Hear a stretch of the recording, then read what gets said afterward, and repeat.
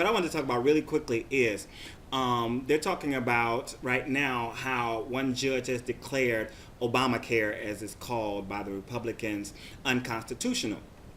Well, I know, you know, and everybody knows that this case was brought in Florida because they had an ear there. They already knew that they had someone leaning in their direction, so they brought it to that judge. Okay.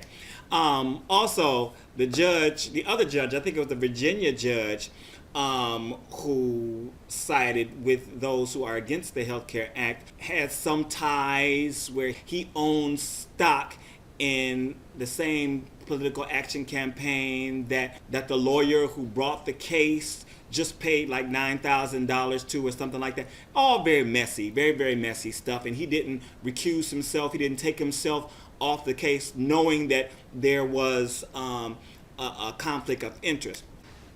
You know, sometimes this stuff takes a lot of work.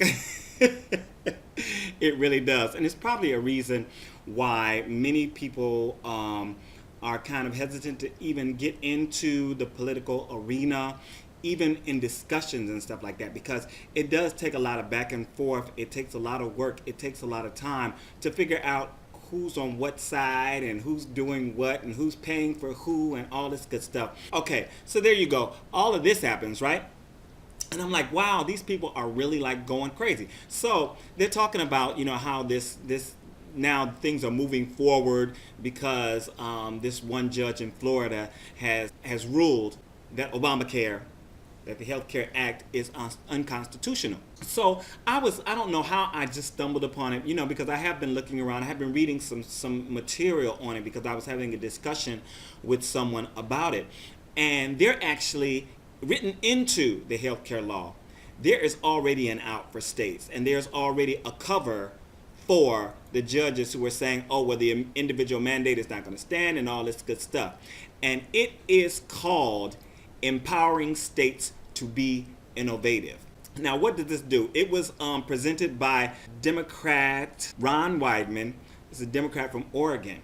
And basically what it says is that a state can opt out of the full federal health care plan if they can come up with their own plan that meets the minimum requirements of the federal provision. So they can come up with a plan that does not use mandates. They can come up with a plan that's single payer. They can come up with any plan that meets minimum requirements and then opt out of national health care.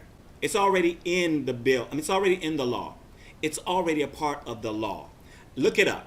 It is called, again, Empowering States to Be Innovative.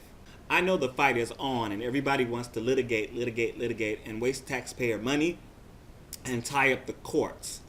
But I believe that if there was more energy, just like anything else, if there's more energy put into going towards the positive as opposed to the negative, then things will get done faster and more efficiently. Putting yourself into the positive thought of mind, let's work this out positively. Let's make things happen, as opposed to let's undo things and let's try to block this and let's stop. It's a big difference. It's a big shift for our politicians, I'm sure. For most of them, it would be a big shift in their thinking. But I believe this is the way we need to go in order to get out of whatever problems that we have, or in order to work out and fix our problems and come together as a country. Tell me what you think.